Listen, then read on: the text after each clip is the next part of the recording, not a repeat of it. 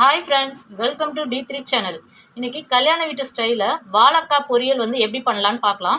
அதுக்கு ஃபஸ்ட்டு வந்து நம்ம என்ன பண்ணுறோன்னா, இப்போ இதில் வந்து நம்ம என்ன எடுத்துருக்கோன்னா, ஒரு ஒரு ஸ்பூன் வந்து சோம்பு எடுத்திருக்கோம், ஒரு ஸ்பூன் ஜீரகம் எடுத்திருக்கோம், ஒரு ஸ்பூன் மிளகு, அதோட வந்து கரம் மசாலா வந்து ஒரே ஒரு பட்டை, ஒரு அன்னாச்சி, அப்புறம் வந்து 2 லவங்கம், அப்புறம் 2 வந்து ஏலக்காய், இதெல்லாம் போட்டு ஃபஸ்ட்டு நல்லா வறுத்து எடுத்துக்கலாம்.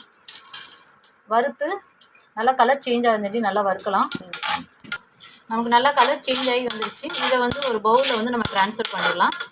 நெக்ஸ்ட் வந்து வாழைக்காயை வந்து நம்ம பொரிச்சு எடுக்கலாம். அதுக்கு என்னென்ன ஆட் பண்ணலாம்ங்கிறத பார்க்கலாம். இப்போ மசாலா வந்து நம்ம மிக்ஸ் பண்ணுறதுக்கு வாழைக்காய்க்கு என்னென்னு பார்க்கலாம்.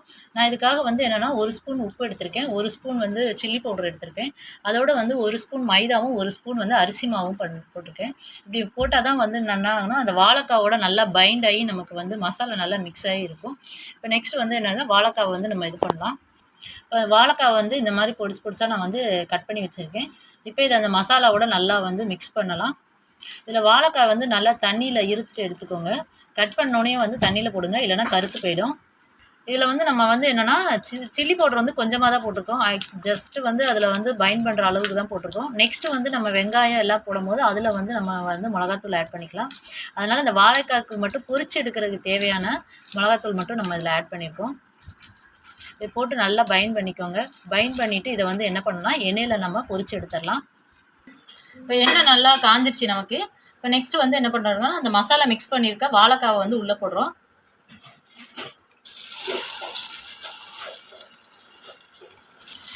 இந்த வாழைக்காவை போட்டு நல்லா வந்து கலர் சேஞ்ச் ஆனோடனே நல்லா பொரிச்சு எடுத்துடலாம். நம்ம இப்போ நமக்கு வந்து கலர் வந்து நல்லா சேஞ்ச் ஆகிடுச்சு வந்துச்சு பாருங்கள். இதில் வந்து என்னென்னா ஒன்றோட ஒன்று அந்த வாழைக்காய் வந்து ஒட்டாமல் ட்ரை ஆகும்.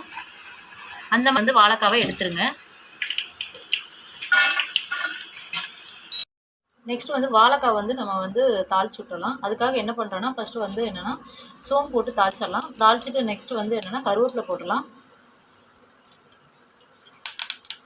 நெக்ஸ்ட்டு இது வந்து இதுக்கு நான் என்ன பண்ணியிருக்கேன்னா சின்ன வெங்காயம் யூஸ் பண்ணியிருக்கேன். சின்ன வெங்காயம் ஒரு 100 கிராம் அளவுக்கு நான் கட் பண்ணி வச்சுருக்கேன். அந்த சின்ன வெங்காயத்தை இதில் போட்டுடலாம். இது நல்லா கலர் சேஞ்ச் ஆகுறதையும் நல்லா வதக்கிக்கலாம்.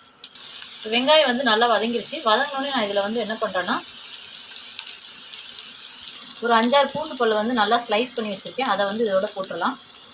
நெக்ஸ்ட்டு ஒரு தக்காளி வந்து நல்லா பெரிய தக்காளி வந்து எவ்வளோ பொடிசாக கட் பண்ண முடியுமோ அவ்வளோ பொடிசாக கட் பண்ணிக்கோங்க. இதை வந்து நம்ம போட்டு வெங்காயத்தோடு சேர்த்து நல்லா வதக்கிக்கலாம். இப்போ நம்ம இதுக்கு தேவையான உப்பு போட்டுடலாம். ஆல்ரெடி நம்ம வந்து என்ன பண்ணியிருக்கோன்னா, வாழைக்காய் பொரிச்சு எடுக்கிறதுக்கு அதுக்கு தேவையான உப்பு போட்டோம். ஸோ இந்த மசாலைக்கு மட்டும்தான் நம்ம வந்து உப்பு போடணும். ஸோ கொஞ்சமாக உப்பு போட்டுக்கோங்க. நெக்ஸ்ட்டு வந்து என்ன பண்ணுறோன்னா, தக்காளி நல்லா வதங்கினோனையும் வீட்டில் அரைச்ச குழம்பு மிளகாத்தூள் வந்து 1 ஸ்பூன் போட்டிருக்கோம். இது மசாலாவுக்கு மட்டும்தான் நமக்கு இப்போ போட்டிருக்கோம். ஆல்ரெடி அதில் வந்து நம்ம வாழைக்காய் பொரிச்சு எடுக்கும் போது அதிலே வந்து நம்ம வந்து என்ன செஞ்சுருக்கோம்னா சில்லி பவுடர் ஆட் பண்ணியிருக்கோம். இப்போ இந்த மசாலாவை நல்லா பைண்ட் பண்ணிக்கலாம். இப்போ மசாலா வந்து நல்லா எண்ணெய் பிரிஞ்சு வந்துருச்சு. நெக்ஸ்ட் வந்து நம்ம வந்து என்ன பண்ணுறோன்னா, ஆல்ரெடி வந்து வாழைக்காய் வந்து நல்லா பொரிச்சு எடுத்துருக்கோம். அந்த வாழைக்காவை இதோட ஆட் பண்ணுறோம்.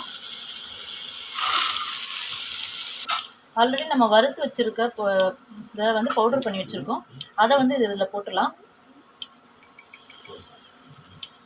இது டேஸ்ட்டு பார்த்திங்கன்னா நல்லா வந்து இப்போ கரம் மசாலா நம்ம ஆட் பண்ணிக்கலாம். நல்லா நான்வெஜ் மாதிரியே இருக்கும். நல்லா சாப்பிடவும் நல்லா டேஸ்ட்டாக இருக்கும். இப்போ இந்த கல்யாண வீட்டிலலாம் வைப்பாங்களா அந்த மாதிரி இருக்கும். டேஸ்ட் ரொம்ப ரிச்சாகவும் இருக்கும். இந்த மாதிரி நீங்கள் ட்ரை பண்ணி பாருங்கள். கலர் கூட நமக்கு செமையாக வந்திருக்குங்க. இந்த மாதிரி நீங்கள் வாழைக்காய் வந்து ட்ரை பண்ணி பாருங்கள். ரொம்ப டேஸ்ட்டாகவும் இருக்கும். அது சேம் டைம் வந்து சூப்பராக இருக்குங்க. ஸோ இந்த மாதிரி நீங்கள் வாழைக்காய் செஞ்சு கொடுத்தீங்கன்னா சின்ன பசங்க கூட நல்லா விரும்பி சாப்பிடுவாங்க.